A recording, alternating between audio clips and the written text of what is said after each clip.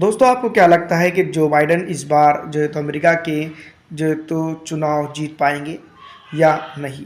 तमाम तर political think tanker की अगर बात की जाए तो इस बार जो बाइडन जो है तो चुनाव नहीं जीत रहे हैं। तो इसी तरह हम बात करेंगे कि चुनाव क्यों जीत नहीं रहे। इसके ऊपर मैं आपको बता दूं कि गाज़ा और फ़िलिस्तीन के बीच में लगातार गाज़ा और इसराइल के बीच में माफ़ कीजिएगा जिस तरह से युद्ध चल रहा है उसको लेकर अमेरिका की जो पॉलिसी है वो पूरी दुनिया पर आया है और उसके अपने शहरी जो है तो कहीं ना कहीं जो बाइडन के ख़िलाफ़ नज़र आते हैं।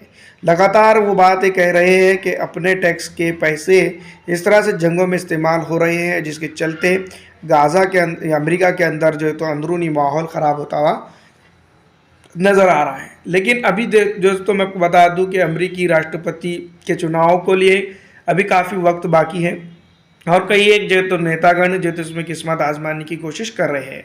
दूसरी तरफ अगर हम बात करें डोनाल्ड ट्रंप की तो डोनाल्ड ट्रंप भी जो है तो अपनी किस्मत आजमाने की तैयारी में लगे हुए हैं। दूसरी तरफ अगर बात की जाए गाज़ा युद्ध में अमेरिका का एक नया कूटनीतिक मकसद इसराइल को इस बात के लिए बनाना है कि वो अपने सैन्य अभियानों की तीव्रता कम करे। यह अमेरिका राष्ट्रपति के जो बाइडन के प्रशंसन की महत्वपूर्ण परीक्षा है। अगर अमेरिका इसमें सफल होता है तो इससे युद्ध के अगले चरण की तस्वीर तय करने में मदद मिलेगी।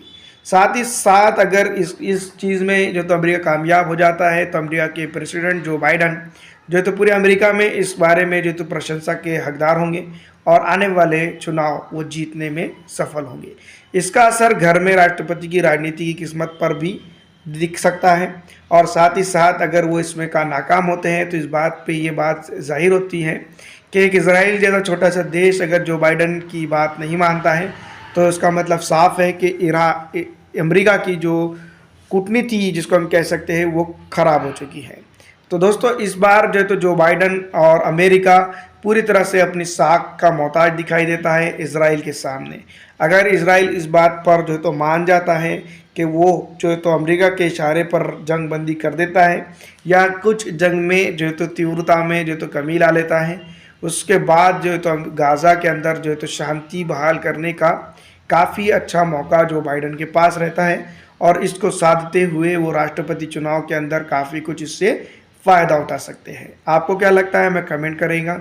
लेकिन फ़िलहाल दोस्तों मैं आपको बता दूं अमेरिकी संसद के अंदर अपोजिशन पूरी तरह से जो बाइडन के ऊपर हमलावर नज़र आते हैं। लेकिन ये बात हम तमाम ही जानते हैं कि अभी कुछ अरसा ही बाकी रहा है चुनाव को और इस चुनाव की तैयारियां में जो है तो विपक्ष पूरी तरह से लगा हुआ है।